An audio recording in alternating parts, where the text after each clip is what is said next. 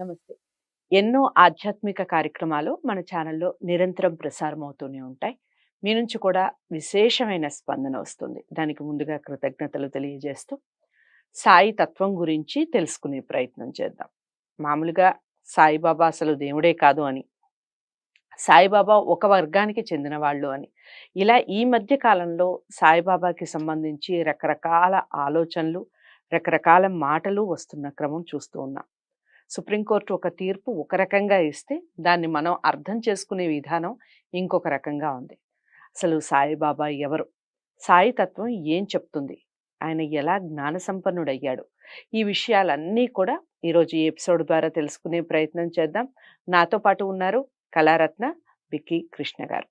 So ఆయన్ని అడిగి మరిన్ని విషయాలు తెలుసుకునే ప్రయత్నం చేద్దాం. ఎక్కడా కూడా వీడియో స్కిప్ చేయకండి. కృష్ణ గారు చెప్పే ప్రతి మాట కూడా నన్ను సాయితోనే నా నా ప్రయాణం అన్నట్టుగా చెప్తూ ఉన్నారు. ఇంతకుముందు నేను మాట్లాడినప్పుడు కూడా ఆయనే పలికిస్తారు అన్నట్టుగా చెప్తున్నారు. ఏం పలుకుతారు, ఏం మాట్లాడతారు, ఎలాంటి ప్రశ్నలు ఉత్పన్నమవుతాయి, ఈ విషయాలన్నీ కూడా మీరు వీడియో స్కిప్ చేయకుండా అందరికీ షేర్ చేయడం ద్వారా సాయి తత్వం గురించి అందరికీ తెలియజేసిన వాళ్ళు అవుతారు. నమస్కారం. చాలా చక్కటి వివరణ ఇస్తున్నారు. అయితే ఒక విషయం చెప్పండి, బాబా అనగానే సబ్కా మాలిక్ ఏక్ హే అనే ఒక నినాదం కానివ్వండి, చిన్నపిల్లల్ని కదిలించినా ఈ మాట చెప్తారు. మరి సబ్కా మాలిక్ ఏక్ హే అనే బాబా ఎందుకు ఇన్ని మతాల్ని సృష్టించాడు? ఇన్ని మతాల్ని సృష్టించి ఇన్ని మతాల మధ్య విద్వేషాలని రగిలించటం, ఒక మతానికి సంబంధించిన వాళ్ళు నేను మీకోసమే పుట్టాను, మీకోసమే మీ పాపాలని మోసాను, అందుకే నేను మరణించబడ్డాను అని ఒక గ్రంథం చెప్తుంది. ఇంకొక గ్రంథం నేను ధర్మ మార్గాన్ని అనుసరించాను, అందుకనే నేను ధర్మ మార్గంలో ఉన్నాను కాబట్టి మీరు ధర్మాన్ని నమ్మితే ఖచ్చితంగా మీరు దైవాన్ని నమ్మినట్టే అని చెప్తుంది. ఇంకొక గ్రంథం చెప్తుంది అసలు సర్వం నేనే. మనకి భగవద్గీత చెప్పేది అదే కదా, నడిపించేవాడిని నేనే, నడిచేవాళ్ళు మీరే, ఏదైనా పాపాన్ని నేనే చేశాను, పుణ్యాన్ని నేనే చేస్తున్నాను, ధర్మాన్ని నేనే, అధర్మాన్ని నేనే. అధర్మం యొక్క వాల్యూస్ అంటే ధర్మం యొక్క విలువ తెలవాలి అంటే అధర్మం అనేది ఉండాలి కాబట్టి దాన్ని క్రియేట్ చేసింది నేనే. ఎందుకు ఇంత క్రియేషన్ ఎందుకు చేశాడు బాబా? చాలా చక్కని ప్రశ్న వేశారు మేడం. చాలా లోతైన ప్రశ్న కూడా ఇది ఫిలాసఫీ ఓరియంటెడ్ క్వశ్చన్. అంటే సృష్టి అనేటువంటిది వైవిధ్యం, సృష్టిలోనే వైవిధ్యం ఉంది. ఇప్పుడు పుట్టుకతో ఎవరు ఇప్పుడు మీరు ఏ మతంలో పుట్టారు అనేది మీరు ఆలోచించి పుట్టలేదు. నేను అంతే, హిందూ అయినా, ముస్లిం అయినా, క్రిస్టియన్ అయినా, ఇంకే మతం వాళ్ళైనా పుట్టుకతో లేదు. కానీ ఈ ప్రపంచ మానవ పరిణామ క్రమంలో ఈ మతాలు, కులాలు, ఇవన్నీ వృత్తులను బట్టి కులాలు ఏర్పడాయి, అందరికి తెలిసిన విషయమే. అయితే ఇక్కడ భగవంతుడు అప్పుడప్పుడు ఉద్భవిస్తుంటాడని చెప్తుంటారు కదా, ధర్మ గ్లాని జరిగినప్పుడు నేను ఉద్వేషం భగవద్గీతలో చెప్పాడు. అలాగా కొంతమంది ఋషులు, మహర్షులు వాళ్ళు ఆ కాలానుగుణంగా, అప్పుడు బ్రిటిష్ వాళ్ళు కాలం, బాబా ఉన్నటువంటి కాలంలో మరి అప్పుడు ప్రపంచవ్యాప్తంగా చాలా పరిణామాలు జరిగాయి. రెండో ప్రపంచ యుద్ధము అంత ముందే, రెండో ప్రపంచ యుద్ధం కన్నా మొదటి ప్రపంచ యుద్ధం కన్నా ముందు జరిగిపోయే పరిణామాలన్నీ అటువంటి సందర్భంలో అప్పుడు హిందూ ముస్లింలు అందరూ కూడా ఏకంగా ఉండాలని, అంటే మానవులంతా ఒకటి అనేది బాబా తత్వం. అసలు ఆయన హిందువా ముస్లిమా, తల్లిదండ్రులు ఎవరు, ఇప్పటి వరకు ఎవరు చెప్పలేదు. ఊహాగానాలు చేశారంటే ఒకసారి రోషన్ వాలి అన్నారు, ఒకసారి వెంకుస అన్నారు, ఎక్కడక్కడ ఎవరికి చెప్పలేదు. ఒక్కసారి మాత్రము మహల్సాపతి పడుకున్నప్పుడు, అరే నీకు బ్రహ్మలోకం, విష్ణులోకము, సత్యలోకం చూడాలని ఉందని అని అడుగుతాడు. కైలాసం చూడాలని ఉందంటే నాకు చూపించాను. బ్రహ్మ, విష్ణు, మహేశ్వరులు ముగ్గురు చూపించి, ఆ 3 లోకాలు చూపించి, ఆ ముగ్గురు నేనే, ఆ 3 లోకాలు నావే, కాబట్టి ఈ విషయం ఎవరికి చెప్పకు అంటాడు. అందుకే మహాల్సాపతికి బాగా తెలుసు. మరి ఎలా తెలిసింది ఎవరికి చెప్పకుండా? అది అనుభవం అండి, నేను అదే చెప్తున్నాను. అనుభవం అయితే తప్ప సాయితత్వం బోధపడదు. ఇప్పుడు నేను ఇంకో గురువుని నేను ప్రేమిస్తూ, లేకుంటే గురువే సర్వం అనుకుంటాను అనుకోండి, మీరు చెప్పిన గురువుని నేను నమ్మను. ఈ మతమే మీరు ఒక ప్రశ్న వేశారు, ఇన్ని మతాలు ఎందుకు అనేది, ఇది చాలా గొప్ప ప్రశ్న. ఈ మతాలు ఆ ప్రాంతాలను బట్టి మతాలు ఏర్పరచారు. ఇప్పుడు అరబ్ కంట్రీస్, అక్కడ ఇస్లాం వ్యాప్తి చెందింది. ప్రపంచవ్యాప్తంగా 200 దేశాలలో ఉంటే ఎక్కువ దేశాల్లో క్రిస్టియన్స్ ఉన్నారు. అంటే ఆ ప్రాంతాల్లోనే అక్కడ లేదు. భారతదేశంలోనే భగవద్గీత ఉంది, భారతదేశంలోనే హిందూ సంప్రదాయం ఉంది. ఉమ్, కాబట్టి భారతదేశంలోనే మహర్షులు పుట్టారు, ఉమ్, భారతదేశంలోనే పవిత్ర క్షేత్రాలు ఉన్నాయి. ఉమ్, భారతదేశం అందుకే భారతదేశములో ఉన్నటువంటి గురువులు గాని, ఈ జ్ఞానము గాని, వేదాలు, ఉపనిషత్తులు పుట్టిన దేశం ఇది. ఉమ్, ఇది ఎందుకో మరి భరతఖండంలో ఒక గొప్ప ఆధ్యాత్మిక సంపద ఉంది. ఉమ్, ఇక్కడ గొప్ప గొప్ప గురువులు, జగద్గురువులు జన్మించారు ఇక్కడ. ఉమ్, అందులోన మహారాష్ట్రలోను, ఆంధ్రలోను, కర్ణాటకలోను జన్మించారు. ఇక్కడ దక్షిణ భారతదేశంలోనే మనం చూస్తే మీరు బాగా ఆలోచించండి. ఉమ్, వేరే రాష్ట్రాల కన్నా ఇక్కడే గొప్ప గురువులు జన్మించారు. మరి ఇవి ఇప్పుడు పుట్టపర్తి సాయిబాబా తీసుకోండి. ఆయన ఎన్నో ఆశ్రమాలు ఏర్పాటు చేశారు. ఆయన చివరి వరకు కూడా రాగి ముద్ద తిని ఉమ్, అన్నాడు.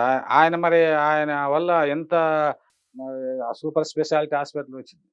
నేను రాయలసీమకు చెందినవాడిని, అది కూడా చెప్పు. రాయలసీమలో 900 గ్రామాలకు నీళ్లు తెప్పించాడు. ఉమ్, మొట్టమొదట అంటే ఆ చిన్న వయసులో ఏం చేస్తాడు, మేము కమ్యూనిస్ట్ భావాలతో ఉన్నాడు, యువకులుగా ఉన్నాడు. ఆ బాబా మీద మాతో పాటలు రాయించారు. ఉమ్, తర్వాత తెలుసుకున్నాం మా తప్పులేమనేది. ఉమ్, అంటే తెలియని వయసులో ఈ యువతరాన్ని ఆ విధంగా జిహాద్ వైపు మళ్లించేది ఒక మతం అయితే, ఇంకో వైపు మళ్లించేది ఏ ఖురాన్లో కూడా పొరుగింటి వాళ్ళు ఉపవాసం ఉంటే మీరు భోంచేయొద్దు అని చెప్పారే తప్ప, అవును. అక్కడ ఖురాన్లోనే హింస చేయమని ఏం చెప్పలేదు. బైబిల్లోనే ఎవ్వరు ఏ ఎవరు మత గ్రంథం కూడా ఏ మత గ్రంథం వివరించలేదు. కూడా అవును, మానవత్వాన్ని బోధించింది తప్ప అవును. దానవత్వాన్ని బోధించలేదు. రైట్. కానీ మతాల్ని మనం ఈ స్వార్థపరులు ఆ పవిత్ర గ్రంథాలను కూడా వీళ్ళ స్వార్థం కోసం ఉపయోగించుకొని వీళ్ళ ఆధిపత్యం కోసము, ఇతరుల మీద ఆధిపత్యం సాధించడానికి, లేదా ఓట్ల కోసము, రాజకీయాల కోసము మతాలను ఉపయోగించారు.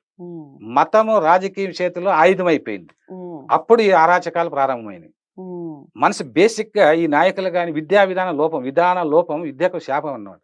ఒక if you have lost your character everything is lost అంటాడు గాంధీ. క్యారెక్టర్లెస్ ఫిలోస్ అంతా కూడా రాజకీయ నాయకులు కావడము, వీళ్ళు సీఎంలు పిఎంలు కావడము. ఎందుకంటే నీ బీయింగ్ 40 years సీనియర్ జర్నలిస్ట్ గా చెప్తున్నా, వీరి క్యారెక్టర్ ఉంటే ఇప్పుడు లాల్ బహదూర్ శాస్త్రి ఉన్నాడు, ఆయన చనిపోతాడు కూడా పాపం ఏమీ లేకుండా చనిపోయాడు అప్పు చేసి. టి సంజయ్, ఎంతో మంది, పుచ్చలపల్లి సుందరయ్య, ఐదుకల సదాశివన్, తరిమేల నాగిరెడ్డి, వీళ్ళందరూ ఏ పార్టీ వాళ్ళన్నా కావచ్చు. నేను చెప్పడం, వాళ్ళు ఏ పార్టీలో ఉన్నా కూడా హ్యూమనిస్టులుగా ఉన్నారు. వాళ్ళు హ్యూమనిస్ట్ గా ఉండాలి. అది అంటే కమ్యూనిస్ట్ అయినా ప్రీస్ట్ అయినా హ్యూమనిస్ట్ గా ఉండాలి. అది తెలుసుకోవాలి అంతే. ఇప్పుడు నాకు విలువలు లేనటువంటి జ్ఞానం నాకు ఉందంటే అది మోస్ట్ డేంజరస్ అన్నమాట. అంటే valueless education is most dangerous. వీడు అన్నాడు లక్షలు కోట్లు ఇంకా సంపాదించాలంటాడు. ఎందుకు సంపాదిస్తున్నాడు? వాడు ఎందుకు వస్తున్నాడు అసలు ఈ ప్రపంచంలో? వాడి life, what is the life aim అని ఏ ఎడ్యుకేషన్ సిస్టమ్ బోధించింది అని? అది ఇండియాలో మన యొక్క స్పిరిచువాలిటీ బోధిస్తుంది. నీవు వచ్చినప్పుడు తెచ్చేది లేదు, పోయేసారి తీసుకుని వెళ్ళేది లేదు. We came to this world alone, we leave from this world alone. కాబట్టి you don't know your father అంటే 3 సార్లు ఫాదర్ వేసుకోండి. మీ నాన్న పేరు చెప్పుకోవాలి, మీ తాత పేరు, తాత ఎవరు చెప్పుకోగలరా? లేదు. He doesn't know your name. అతను నీ పేరు తెలియదు. Why do you want more property for your future generation అంటాడు ఒక స్పిరిచువల్ గురు. మీరు మీ తరాన్ని మీ కొడుకులకు మనములకు అంతవరకు. ఆ మనములు ఎవరు మిమ్మల్ని అనుకుంటారా? లేదు కదా. మరి బాబా కూడా అదే చెప్పారు. ఎందుకు వచ్చావురా ఈ లోకంలోకి? పిడకలు ఏరుకోవడానికి అన్నాడు ఆయన. నువ్వు పిడకలు ఏరుకోవడానికి వచ్చావు, పర్పస్ తెలియదు నీకు. నా ధనాగారంలో ఎంతో ధనం ఉంది, నా ధనాన్ని ఏ ఒక్కడు కూడా కోరుకోవడం లేదు, అందరూ ధన వ్యామోహంతో ఇక్కడికి వస్తున్నారని చెప్పేసి బాబా ఎన్నో సందర్భాల్లో బాధపడ్డాడు. ఒకానొక సందర్భంలో నానా వాళ్ళ అటువంటి వాళ్ళ సాంస్కృతిక కార్యక్రమాల కోసము డబ్బు కావాలంటే ఆయన ధన వ్యామోహం ఉండే చోటు ఉండకూడదని షిరిడి వదిలి వెళ్ళిపోతాడు. వెళ్ళిపోయిన తర్వాత మహల్సపతి భార్యకి చెప్పి వెళ్తాడు, బాబా ఊరు వెళ్ళి షిరిడి వదిలి వెళ్ళిపోయాడు, మళ్ళీ నేను వెళ్తున్నాను, ఆయన వస్తే తిరిగి వస్తే నేను వస్తా, లేకపోతే రాను అని చెప్పాడు భార్య. అంటే ఆయనకి భార్య కన్నా బాబా ముఖ్యం. వెళ్ళాడు, వెళితే రాళ్ళు తీసుకొని కొడుతున్నాడు బాబా. రాకు, రాకు, వెళ్ళిపో అంటాడు. కానీ రాళ్ళు విసిరి ఆయన అలసిపోయి, ఎంత మొండివాడు రా నువ్వు, మళ్ళీ నీ కోసం నేను వస్తున్నాను పదా అని వస్తాడు. అంటే అదండి ప్రేమతో జయించడం. ఇక్కడ ప్రేమతో అన్ని మతాల తత్వము ప్రేమతత్వమే, సేవాతత్వం. మీరు ఇదొక్క మాట అన్నారు కాబట్టి అన్ని మతాల తత్వం ప్రేమతత్వమే అన్నప్పుడు ఎందుకు కొంతమంది పేర్లు అనవసరం కానీ కొంతమంది పక్కన ఉన్నటువంటి మతాలని కానివ్వండి, పక్కన ఉన్నటువంటి ఈ గ్రంథాలని విషయాన్ని కానివ్వండి ఈ విషయాన్ని ప్రతి ఒక్క మతంలో ఉన్నటువంటి వాళ్ళు గ్రహించాలి. గ్రహించాలి. ఉమ్. మీరు చెప్పింది ఎందుకు కరెక్టే. వేరే మతాన్ని ఎక్కువగా పొడచూపుతూ, ఎక్కువగా దాని మీద ఫోకస్ చేస్తూ, ఇప్పుడు మీరున్నారు సాయితత్వం గురించి బోధించాలి, సాయితత్వం గురించి ఇప్పుడు చెప్పాలి, అంతే ప్రజలకి దాని మీద అవగాహన కల్పించాలి, ఆ ప్రేమని పంచాలి. అంతే ఎందుకు వేరే దాని మీద ఎక్కువగా ఫోకస్ చేస్తూ, వేరే వాళ్ళని ఎక్కువగా విమర్శించకుండానే విమర్శిస్తూ, నొప్పించక అది ఏం తానవ్వక తప్పించుకు తిరుగువాడు అన్నట్టు అది అలా ఏం అలా అది ఏమి ఎందుకు లేదండి. చేస్తున్నారు అని. ఇప్పుడు ఏంటంటే అజ్ఞానమే శూద్రత్వము, ఉమ్, ఉమ్, సుజ్ఞానమే బ్రహ్మమనుడు శృతులను వినరా, ఉమ్, అజ్ఞానముడిగి వాల్మీకి సుజ్ఞానపు బ్రహ్మ కాదే చూడరవేమా అన్నాడు ఆయన. ఉమ్, అజ్ఞానమే శూద్రత్వం. ఉమ్, అజ్ఞానం అంటే ఏమి? అహంకారం. ఉమ్, అహంకారము ఉన్నటువంటి అహంకారం సింబల్. అహంకారం అంటే ఏమి? ఆడ అహంకారం అంటే పశుత్వం. ఉమ్, వివేకానందుడు అదే చెప్పాడు. ఉమ్, అహంకారంతో పశుత్వములో ఉన్నారు మానవ జాతి. ఉమ్, కాబట్టి పశుత్వం నుంచి మానవత్వం వైపు, మానవత్వం నుంచి దైవత్వం వైపు నడిపించినదే నిజమైన విద్య అన్నాడు ఆయన. అవును. Education is the manifestation of perfection which is already exist in human beings అన్నాడు. రైట్. ఉమ్, తనలో ఉన్నటువంటి జ్ఞానాన్ని గుర్తించలేకపోతారు అహంకారంతో. ఉమ్, ఉమ్, మహల్సాపతి వచ్చి మీ శ్యామ అంటాడు, ఉమ్, బాబా ఆ, దేవా అంటాడు ఆయన మామూలుగా ఉమ్, బాబాని. దేవా అంటాడు. ఏమిటి శ్యామ అంటాడు. ఉమ్, ఈ మహల్సాపతి మీరు ఈ గోధుమలు విసిరి ఉమ్, ఆ పిండితో షిరిడి పొలిమేరల్లో చల్లడం వల్ల కలర్ ఆగిపోయిన విషయాన్ని గమనించి ఈ లీలను ఉమ్, మళ్ళీ భవిష్యత్ తరాలకు తెలియజేయాలి, భవిష్యత్ భక్తులకు అని మీ చరిత్రను రాయాలని చెప్పేసి అనుకుంటూ ఉన్నాడు బాబా అంటాడు. ఉమ్, అన్నప్పుడు బాబా అన్నాడు, మరి వాడిని వాని వాని హృదయంలో ఉన్న అహంకారాన్ని మొదట తొలగించుకోమని చెప్పు, అప్పుడు నేను వాని హృదయంలో ప్రవేశించి నా భక్తుల కోసం నా సచ్చరిత్రను నేనే రాసుకుంటాను అన్నారు. ఉమ్, ఇప్పుడు వీళ్ళంతా అంటున్నారు మేడం, అంత రకరకాల వాళ్ళు ఏమిటంటే అవును. వీళ్ళు రాజకీయ నాయక గ్రూపుల్లోనో లేకపోతే మతోన్మాదులుగానో వీళ్ళు ఉంటారు. బాబా విగ్రహాలు ఎప్పుడైతే అన్ని ఊళ్ళలోనూ వచ్చేసినాయి, అన్ని దేవాలయాలను పెడుతున్నారో, ఇప్పుడు బాబా విగ్రహం పెట్టుకుంటే దేవాలయాల్లో మరి పూజలు చేయడం లేదు, అన్ని దేవుళ్ళు పెడుతున్నారు. ఉమ్, అన్ని దేవుళ్ళు ఉండొచ్చు, మనకు అనేక ముక్కోడి దేవతలు అన్నారు కదా ఘంటసాల అవును. పాటలు. ఉమ్, అందరు దేవతలు ఒక్కొక్కరికి ఇష్టం. ఎవరు ఏ రూపములో కొలిచినా, ఏ దేవుణ్ణి కొలిచినా అది చెందేది ఒకే తత్వం. దేవునికే కదా. అవును. అంటే పూలెన్ని ఒకరే అనుకున్న వాళ్ళకి ఒకరికి ఒక్కరే. చెందుతాయి. ఉమ్, ఇప్పుడు నేను సపోజ్ మన ఇంట్లో దుర్గాదేవిని పూజించాము, అవును.